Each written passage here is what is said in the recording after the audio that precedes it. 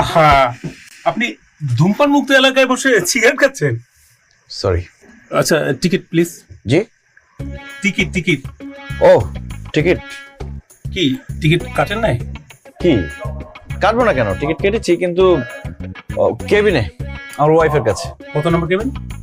7 নম্বর। ও, আসুন। 2 মিনিট শেষ করুন। মানে আমার ওয়াইফ আবার গন্ধটা সহ্য করতে পারে না তো। আমারও না সেম প্রবলেম ছিল। আমার ওয়াইফ সিগারেটের গন্ধ একদম সহ্য করতে পারতো না, এখন অবশ্য সমাধান হয়ে গেছে। তো সমাধান কিভাবে হলো? মানে ভাবিও কি সিগারেট খাওয়া শুরু করে দিচ্ছে?